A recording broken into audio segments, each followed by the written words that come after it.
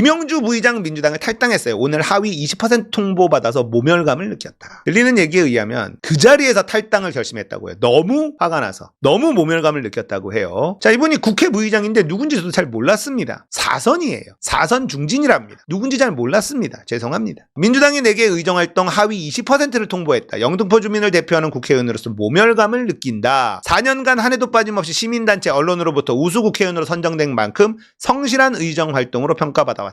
어떤 근거로 하위에 평가됐는지 정량평가, 정성평가 점수를 공개할 것을 요구한다. 이걸 공개를 해야지. 이러면서 나는 친명 반명도 아닌데 나를 반명으로 낙인 찍었고 공천에서 떨어뜨리기 명분으로 평가 점수가 만들어졌다고 판단한다. 나에 대한 하위 20% 통보는 민주당이 이재명 대표의 사당으로 전락했다고 볼 수 있는 적나라하고 상징적인 사례가 됐다고 생각한다. 지금 민주당은 이 대표의 사당으로 전락했다. 이러면서 이재명을 지키지 않겠다.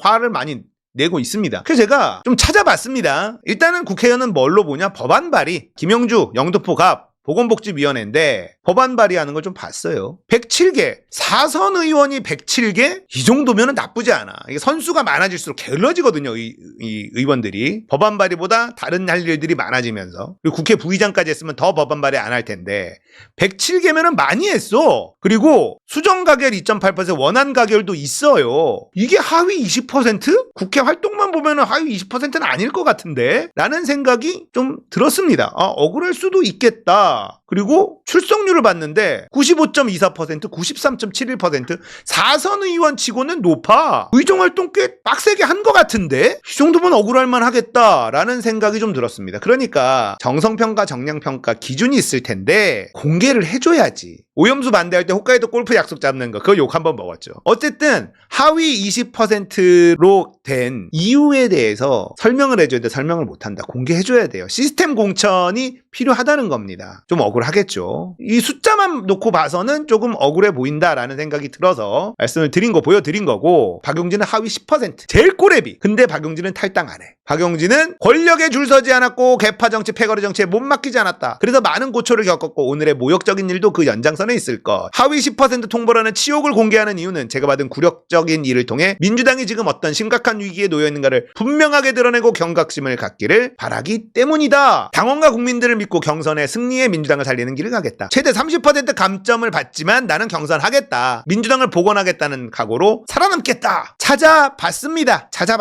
박용진, 강북구을 법사위 성균관대 나왔더라고요. 보니까 또 짜증나게 선배야. 성대 출신 중에 훌륭한 사람이 없어.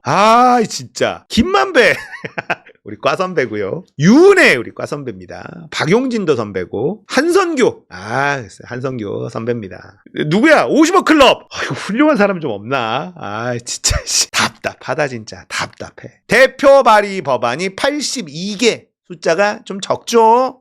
좀 적습니다. 근데 계류가 76%, 폐기가 23%. 가결된 법안 제로! 이러면은 의정활동 제대로 안 했다. 답 나왔죠? 이게 뭐야 이게? 법안을 얼마나 대충 했으면은 본회의에 올라간 것조차 없어. 본회의에 올라간 게 단 하나도 없습니다. 이거는 일 안 했다는 거죠. 이게 뭐야? 숫자만 그냥 채운 거 아닙니까? 이러면은 하위 10% 이해가 좀 되죠? 법사위 95.35%.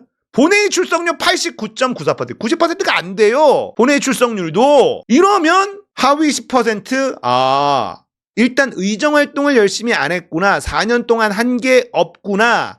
그냥 해당 행위만 계속하고 있었구나.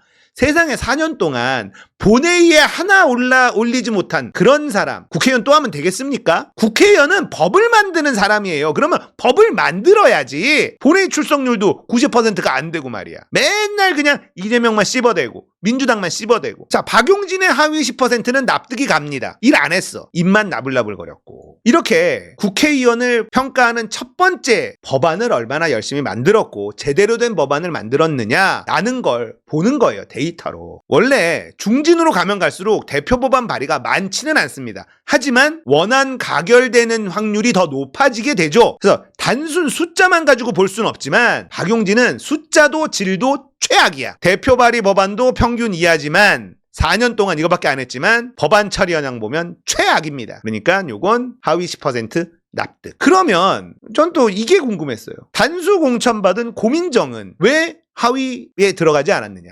고민정은. 대표 발의 법안이 44개밖에 안 돼요. 고민정이 뭔데? 초선 의원인데 법안을 내질 않았어요. 중진급도 이거보다 많이 낼걸? 이런데 단수 공천 줬잖아. 이 정도면은 하위 20%에 들어가야 되는 거 아닙니까? 안 그래요? 이 정도면은 하위 20% 들어가야 되는 거 아니냐고. 의정 활동을 열심히 안 했잖아. 초선 의원이 전략 공천 받아서 된 초선 의원이 대표 법안 발의를 44개밖에 안 했어요. 심각한 겁니다, 진짜. 상임위 출석률도 낮습니다. 90%. 본회의 출석률도 93%예요. 초선 의원 치고는 진짜 낮은 거예요. 법안 발의도 출석률도 중진 의원처럼 행동하고 있어요. 그런데 단수 공천을 줬다고요. 이러니까 지금 민주당 공천에 물음표를 찍는 사람들이 생기는 겁니다. 이러면 안 되는 거 아닙니까? 제가 봤을 때 김영주 의원의 하위 20%는 억울함이 좀 있을 법도 합니다. 4선 의원이라서 마이너스를 점수를 준다? 이런 룰이 지금 없기 때문에 4선 의원이 107개를 냈어요. 대표 발의를. 근데 초선 의원이 44개. 이건 너무 심각하지 않습니까? 그리고 가결된 것도 꽤 되고 고민정은 보면 가결된 게 퍼센트지가 높죠.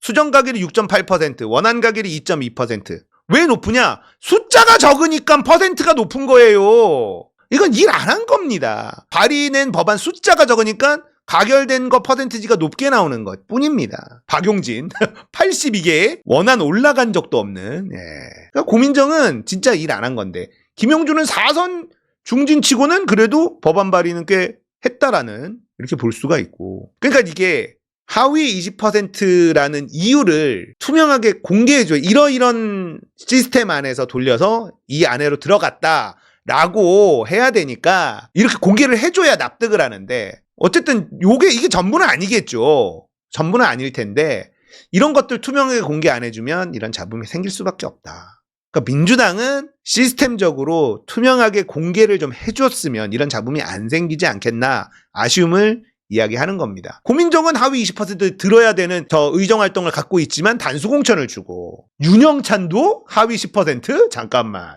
윤영찬 국회 활동을 보니 법안 39개 가결된 거 본회의에 올라간 거 하나도 없어. 제로. 하위 10%지 뭐 이게. 대표 발의 법안 39개 본회의에 올라간 거 단 하나도 없어요. 일 안 했어. 뭐 한 거야. 고민정은 그래도 가결된 거라도 있지. 이거는 본회의에 올라간 거조차 없는 거예요. 이러면 하위 10%가 맞지. 아이고. 이래놓고 억울하다고? 우리가 이렇게 제가 국회의원들 법안 발의나 이런 것들 여러분들 보여드리는 이유가 납득이 돼야 되는 거 아닙니까? 납득이. 김영주 의원은 제가 개인적으로 좋아하진 않아요. 하지만 김영주 의원의 의정활동의 숫자를 보면 하위 20%에 대해서 납득하기 조금 어렵다라는 말씀을 드리는 거고 박용진과 윤영찬의 하위 10%는 납득이 된다라는 말씀을 드리는 거고 고민정의 단수공천도 납득이 안 된다라는 말씀을 드리는 겁니다. 이게 뭔가 투명하고 받아들일 수 있어야 되는데 왔다 갔다 한다 이러고 있으니까 잡음이 생긴다라는 거죠.